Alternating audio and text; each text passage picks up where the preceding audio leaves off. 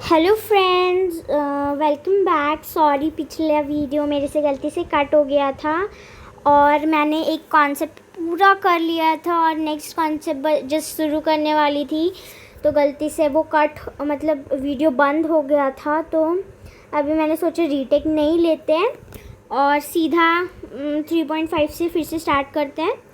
तो 3.5 से यहाँ पर लिखा हुआ है, there are many ways by which fabrics are made from yarns। The two main process are weaving and knitting.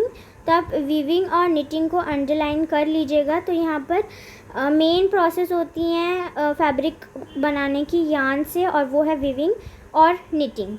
याद रखिएगा, निटिंग में के साइलेंट है, सिर्फ आपको निटिंग ही बोलना है, के को नहीं लगाना है, लेकिन स्पेलिंग लिखते समय के आप उसमें ऐड कर लेंगे। तो वीविंग में है हमें, in activity 2 you might have noticed that a fabric is made up of 2 sets of yarns arranged together. The process of arranging 2 sets of yarns together to make a fabric is called weaving. Let us try to weave some paper strips. तो यहाँ पे बताया गया है कि activity 2 में हमें बताया गया था कि जो फैब्रिक है वो जब हम लोग पुल कर रहे थे तो हमें पता चला होगा कि उसमें जो पैटर्न होता है वीव करने का, तो वो 2 सेट ऑफ स्ट्रिप्स यार्न्स को फैब्रिक बनाया जाता है अरेंज करके, और उसको वीविंग कहते हैं। तो आप इस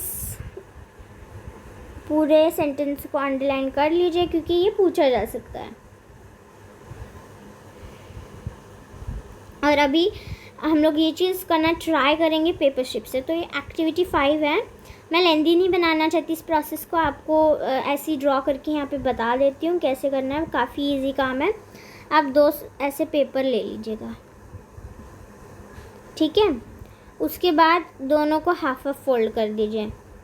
फिर आपको क्या मिलेगा, आपको ये डिज़ाइन मिलेगी, है ना, ये वाली ऐसे।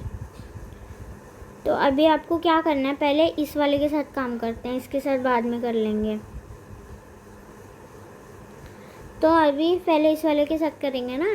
तो इसमें बस आपको सेम इक्वल डिस्टेंस पे आपको ये लाइंस जो है ड्रॉ करनी है। आप कितनी भी मोटी छोटी रख सकते हो, लेकिन याद रखिएगा दोनों का जो है वो आप इक्वल कर सकते हो, वैसे अच्छा होगा, सुंदर भी दिखेगा। लेकिन आपको नहीं करना है तो वो आपकी मर्ज़ी है, आपके ऊपर डिपेंड करता है। ये स्ट्रिप्स जो हैं आप अलग अलग रंग की कर सकते हो। तो आपको क्या करना है, ये पूरी जो आपने लाइन ड्रॉ की है इसके साथ कट कर देना है सीजर से पूरा का पूरा। तो आपको एक पूरी बड़ी सी लंबी स्ट्रिप मिल जाएगी, बहुत सारी मिल जाएंगी वैसी। तो आपको वो स्ट्रिप्स बनानी है, बना के हो जाएंगी तो उसको साइड में रखना है। अब ये सेकंड पेपर लेते हैं। यहाँ पर आप पहले एक लाइन ड्रॉ कर लो, ये सेम डिस्टेंस पे बिल्कुल स्ट्रेट स्केल से कर लेना। अभी मैं फ़ोन पे सीधा ड्रॉ करके आपको दिखा रही हूँ, तो इसलिए मेरी टेढ़ी मेढ़ी थोड़ी हुई है, लेकिन आप सीधी ड्रॉ कर लेना स्केल से। फिर यहाँ से आप इक्वल डिस्टेंस पे जो आपकी लाइंस है वो मार लेना अच्छे से। और याद रखिएगा ये जो हमने डिस्टेंस यहाँ पे छोड़ा हुआ है वहाँ से आपको पूरा कट नहीं करना, वरना आपकी इस वाले की तरह स्ट्रिप्स बन जाएंगी। हमें स्ट्रिप्स नहीं बनानी है, हमें क्या करना है मैं आपको दिखाती हूँ। ये दोनों पे आप पिक्चर देख रहे हैं, ये सी और ये वाला डी, इसमें क्या हमें बता रहे हैं यहाँ से जुड़ा है और यहाँ से भी जुड़ा है। इसमें भी देख रहे हैं यहाँ से जुड़ा है, यहाँ से जुड़ा है। बस बीच वाला जो पार्ट है वो खाली कटा हुआ है, तो हमें बस वैसे चाहिए, इसलिए हम लोग सॉरी पूरा कट नहीं करेंगे। तो अभी हम लोग फिर से पढ़ना स्टार्ट करते हैं। हम लोग पढ़ेंगे हैव से। Have you ever pulled the yarn from a torn pair of socks? What happens? A single yarn gets pulled out continuously as the fabric gets unraveled. Socks and many other clothing items are made of knitted fabric. knitting is done by hand and also on machines।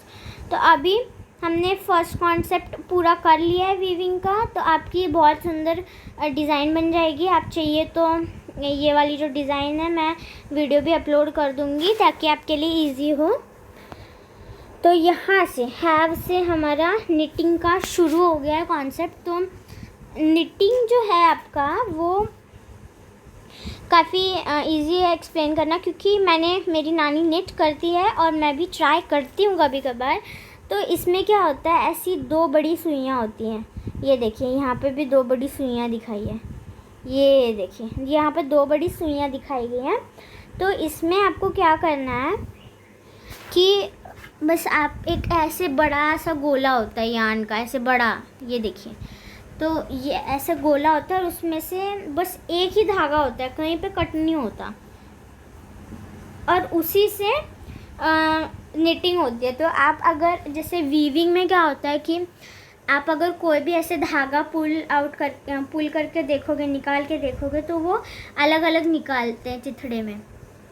लेकिन आप knitting में देखोगे ना, तो knitting में क्या होता है कि मतलब वो जब तक फैब्रिक रहता है तब तक आपका धागा निकलते जाता है, कहीं पे कट नहीं होता वो। तो मतलब निटिंग की जो प्रोसेस है वो सिर्फ एक धागे से होती है, उसमें धागा कट नहीं होता है। तो ये वीविंग और निटिंग का फ़र्क है कि वीविंग में धागे कट होते हैं, लेकिन निटिंग में धागा एक ही रहता है। वो पूरा जो फैब्रिक होता है, अगर आपका सॉक्स है, स्वेटर है, कुछ भी है, तो वो आपका एक ही धागे से बना है अगर निटिंग की प्रोसेस की जाती है। तो ये लोग आजकल हाथ से भी करते हैं, लेकिन बहुत लोग होते हैं, पॉपुलेशन हमारी ज़्यादा है, तो हाथ से कितना करते रहेंगे, इसलिए आजकल मशीन्स भी ये निटिंग का काम करती हैं। In a similar manner, two sets of yarn are woven to make a fabric. The yarns are much thinner than our paper strips, of course. तो यहाँ पे बस बताया गया है कि ये जो निटिंग का जो प्रोसेस है वो मतलब जैसे वीविंग होता है वैसे ही निटिंग होता है। यहाँ पे दो यार्न यूज़ किए जाते हैं निट करने के लिए फैब्रिक को। और ये जो यार्न्स होते हैं, यहाँ पे तो दो लिखा हुआ है, लेकिन एक से भी कर सकते हैं। तो उसके बाद यहाँ पे लिखा गया है कि हाँ, पेपर स्ट्रिप से तो थिन ही होती है हमारी जो ये होती हैं यार्न्स होता है वो, ऑफ कोर्स। तो weaving of fabric is done on looms. तो ये जो वीविंग ऑफ फैब्रिक है वो लूम्स पे किया जाता है। ये देखिए फिगर 3.13 में ये हैंडलूम है।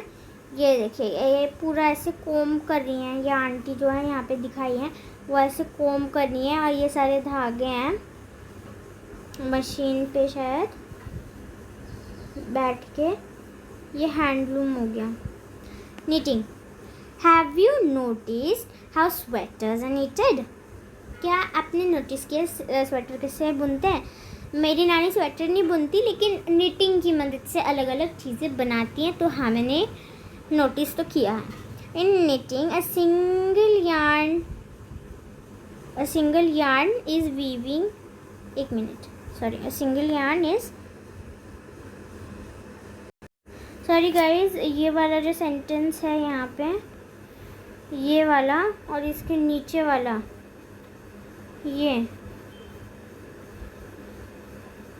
वाला थोड़ा मतलब यहाँ पे फुल स्टॉप नहीं दिया गया है, इज यूज़ किया है, तो यहाँ पर सेंटेंस कट हुआ है। तो शायद यहाँ पे एक वर्ड मिस हुआ है, woven. In knitting a single yarn is woven, और यहाँ पे फुल स्टॉप शायद, पता नहीं। तो हम लोग वीविंग से ही स्टार्ट करते हैं। Weaving and knitting are used for making different kinds of fabric. These different kinds of fabric used for making different kinds of fabric. This fabrics are use for a variety of clothing items. तो इसमें लिखा है कि weaving और knitting जो है वो अलग अलग तरीके के कपड़े बनाने के लिए यूज़ किया जाता है। ये जो कपड़े होते हैं, फैब्रिक होते हैं, तो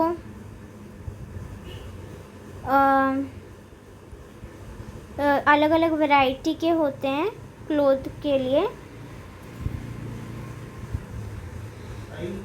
नेक्स्ट है हमारा हिस्ट्री ऑफ क्लोथिंग मटेरियल। तो यहाँ पे लिखा है, have you ever wondered what materials people used in ancient times for clothes? It appears that in those times people used the bark and big leaves for trees or animal skins and furs to cover themselves. तो यहाँ पे लिखा हुआ है कि जो आपने क्या कभी सोच के देखा है कि किस तरीके के मटेरियल यूज़ किए जाते होंगे पहले के ज़माने में, एंशिएंट टाइम्स में, कपड़े बनाने के लिए, कपड़ों के लिए? तो ये मतलब अपीयर्स कि ये शायद या फिर जो एंशिएंट टाइम था ना, जब उस टाइम में जो लोग थे वो बार्क जो था, ट्री का बार्क होता है ना ऊपर का, जैसे छिलका जैसे होता है कुछ ट्रीज़ का, तो या बहुत ट्रीज़ का, या फिर बड़ी बड़ी पत्तियाँ होती हैं वो पेड़ों की, वो, या फिर जो एनिमल की स्किन होती है और उसके फर होते हैं, वो उसकी मदद से खुद को कवर करते थे। क्योंकि पहले वाले, तो हिस्ट्री में पढ़ा ही होगा आपने अभी तक कि पहले वाले जो ह्यूमंस थे, एंशिएंट अगर बोलेंगे, तो इतना कि एनिमल स्किन और फर था, लीव से कवर करते थे, बार्क से, यानी कि वो तो जब हंटर गैदरर्स थे तब वो ऐसे जुगाड़ करते थे खुद को कवर करने के लिए, ये सारी चीज़ों से खुद को कवर करते थे। तो after people begin to settle in agricultural communities, they learned to weave twigs and grass into mats and baskets. Vines, animal fleece or hair were twisted together into long strands. These were woven into fabrics. The early Indians wore fabrics made out of cotton that grew in the regions near the river Ganga. तो यहाँ पे लिखा गया है कि जो थोड़े कुछ सालों बाद, कुछ 100-200 कितने भी सालों बाद, जब थोड़े लोग सेटल होने लगे, एग्रीकल्चरल कम्युनिटीज़ बनने लगी, जब थोड़ा हम लोग डेवलप हो गए, तो हम लोगों ने सीखा कि हम लोग जो छोटी छोटी लकड़ियाँ आती हैं ना, ट्विग्स, छोटी छोटी लकड़ियाँ, और या फिर ग्रास, पत्ते, उनको कैसे सिल के हमें चटाइयाँ बनानी है या बास्केट बनानी है, वो सीखा हमने। फिर जो वाइन्स या फिर एनिमल का फ्लीस, मतलब ऊपर का जो हेयर कोट, मैंने पहले भी ये बताया है, तो उससे ट्विस्ट करके कैसे हम लोग स्ट्रैंड्स, बड़े बड़े जैसे धागे जैसा कैसे बनाए, उन्होंने सीखा, और उससे वो लोग सिल के फिर खुद के कपड़े बनाने लगे। तो उसके बाद पहले वो लोग किससे अपना animal skin, bark, big leaves, fur से खुद को ढकते थे। तो ये वाला बस आप अंडरलाइन कर दीजिएगा, ये इम्पॉर्टेंट है, ये पूरा अंडरलाइन कर दीजिएगा कि किससे ढकते थे पहले और फिर बाद में किससे ढकने लगे।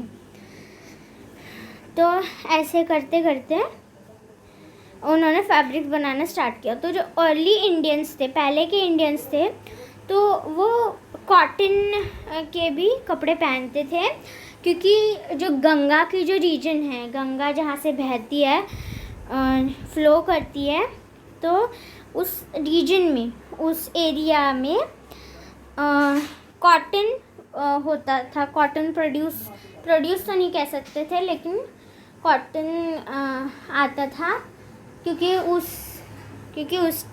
उस टाइम, अभी तो मैंने पढ़ा नहीं है अभी तक, लेकिन मुझे पता नहीं है कि वो उस टाइम उसको ग्रो करते थे खुद से, या फिर वो मतलब ह्यूमंस उसको ग्रो करते थे, या वो खुद से ग्रो होते थे, क्योंकि हमने अभी तक वीट, बार्ले सबका भी पढ़ा है, कॉटन का नहीं पढ़ा था, तो इसलिए I am not sure, sorry for that, but वो उस रीजन में होता था कॉटन। तो नेक्स्ट है flex is also a plant that gives natural fibers. In ancient Egypt, cotton as well as flax were cultivated near the river Nile and were used for making fabrics. तो जो flex होता है वो भी एक fibre ही होता था पहले। तो जो फ्लैक्स होता है वो एंशिएंट इजिप्ट में यूज़ किया जाता था कॉटन और फ्लैक्स को। वो नाइल, जो रिवर नाइल है, आपको पता होगा,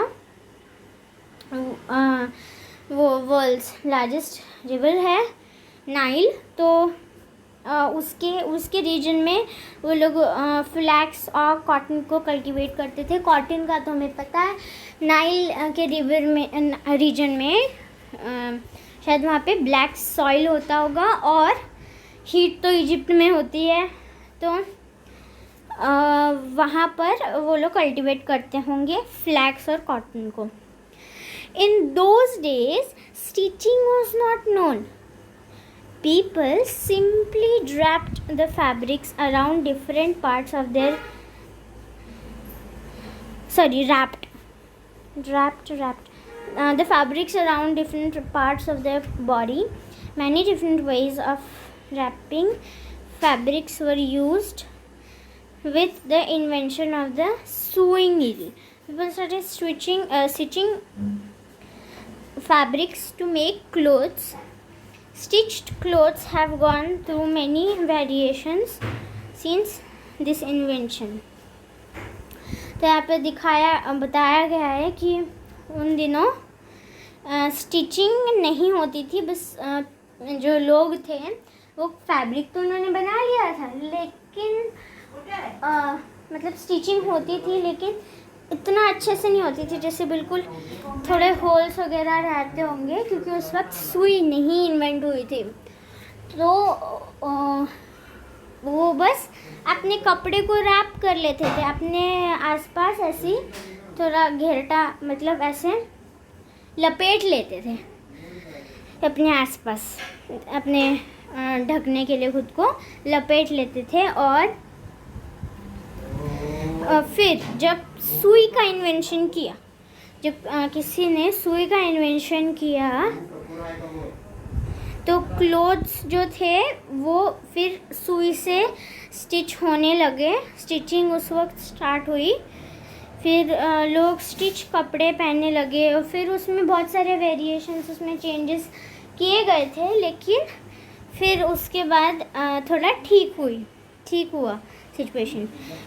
but is it not amazing that even today sari, dhoti, lungi और turban is used as an unstitched piece of fabric.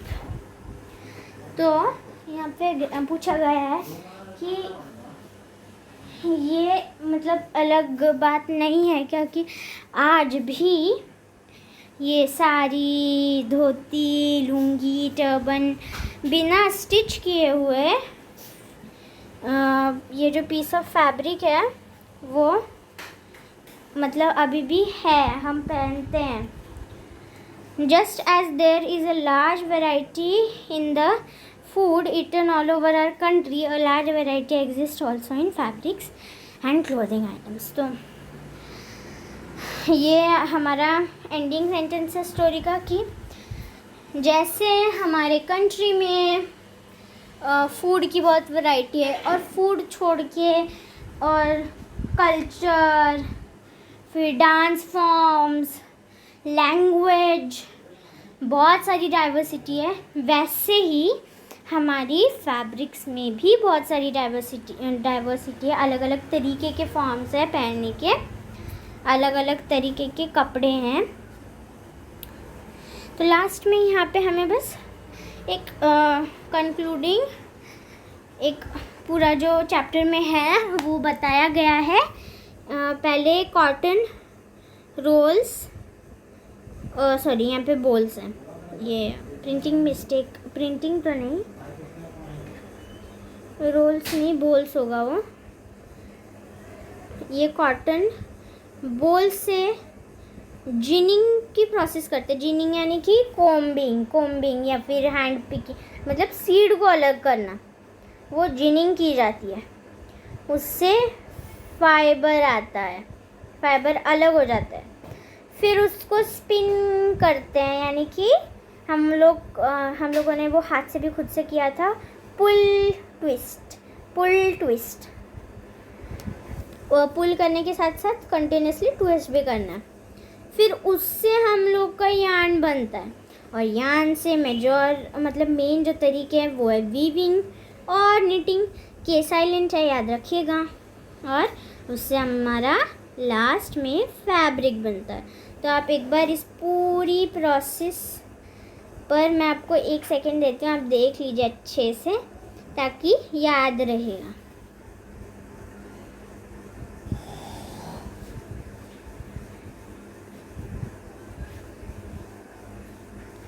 तो ये है keywords: cotton wool, fabric, fibre, knitting, spinning, weaving, yarn. तो ये सारे नए वर्ड्स हैं। फैब्रिक शायद नहीं होगा आपके लिए, फाइबर है, निटिंग, स्पिनिंग, वीविंग, यार्न, इसमें से कुछ शायद नहीं होंगे लेकिन कुछ होंगे ज़रूर। तो अगली है हमारी एक्सरसाइज। मैंने कहा था 3 पार्ट्स में ये डिवाइडेड है। तो एक्सरसाइज हम लोग नेक्स्ट वीडियो में ज़रूर करेंगे। तो तब तक के लिए बाय बाय, मिलते हैं नेक्स्ट वीडियो में स्टडी के।